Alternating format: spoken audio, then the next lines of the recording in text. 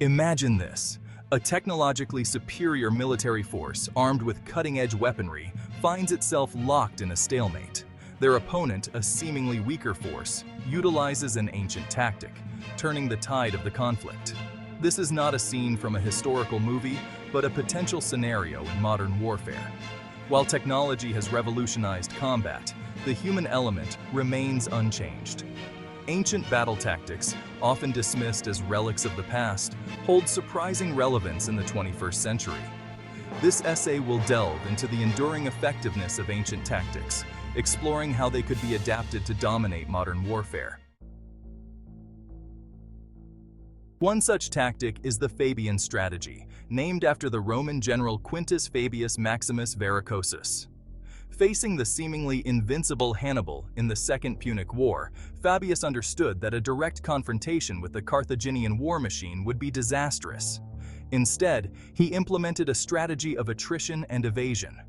He refused to engage in open battle, instead harassing Hannibal's supply lines, exploiting the terrain, and wearing down the enemy's morale.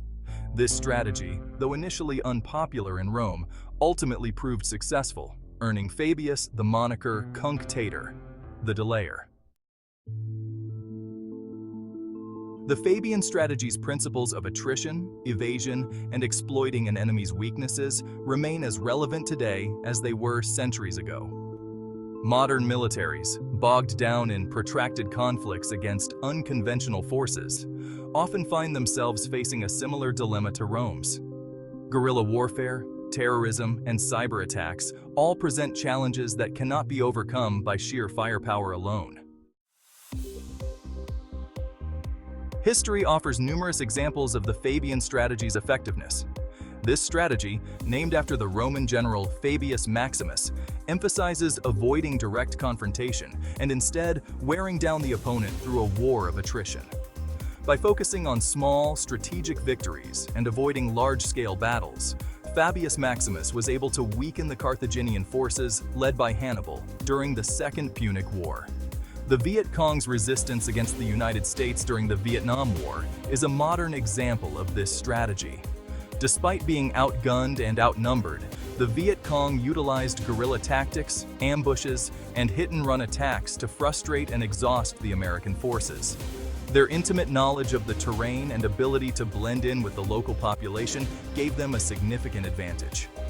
Similarly, the Mujahideen's fight against the Soviets in Afghanistan during the 1980s showcased the power of asymmetric warfare.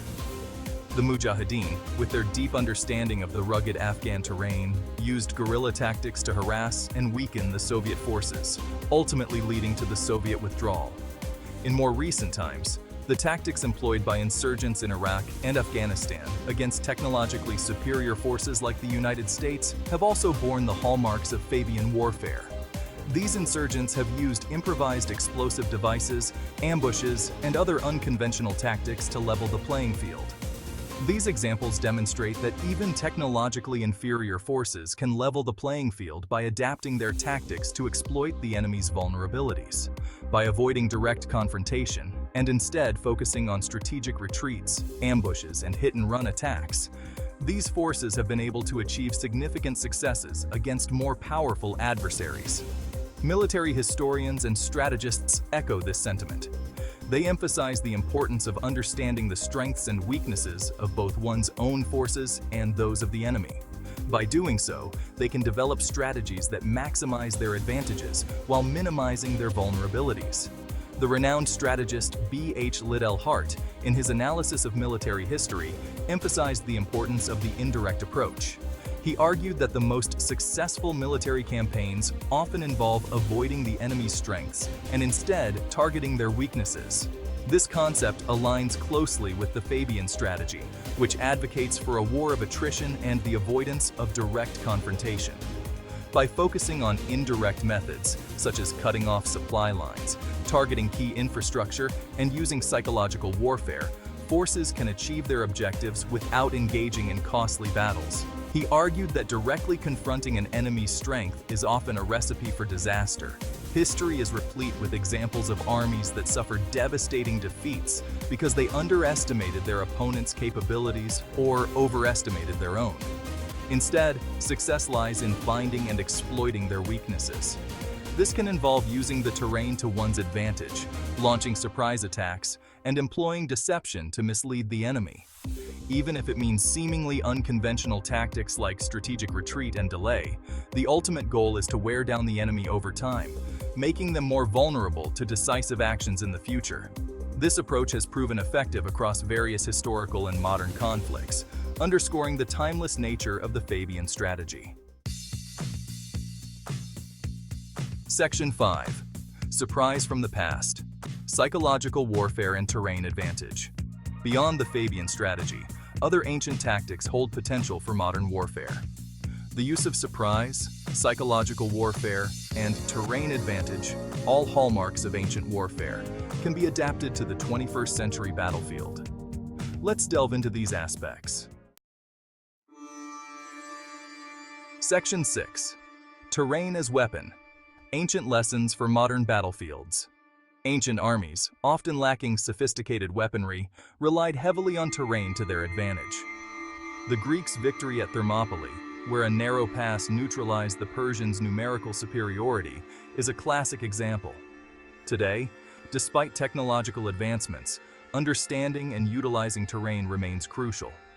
Urban warfare, jungle combat, and mountainous terrain all present unique challenges that can be exploited or mitigated using principles from ancient warfare. Section 7. The mind of the enemy. Psychological warfare across the ages. Throughout history, the art of psychological warfare has evolved, adapting to the changing landscapes of conflict and technology. Psychological warfare, another staple of ancient warfare, remains a potent weapon in the 21st century. It has been a crucial element in the arsenal of military strategists, shaping the outcomes of countless battles and wars. From the Spartans' use of fearsome imagery and reputation, designed to instill terror in their enemies and boost their own morale, to the Mongols' psychological manipulation of besieged cities, where they would spread rumors and use intimidation to weaken the resolve of their foes, ancient armies understood the power of breaking an enemy's will to fight. They knew that a demoralized enemy was as good as defeated, often without the need for direct confrontation. In the digital age, with the proliferation of information and misinformation, the battlefield has expanded into the virtual realm. The internet and social media have become new arenas for psychological operations. Psychological operations have taken on new significance.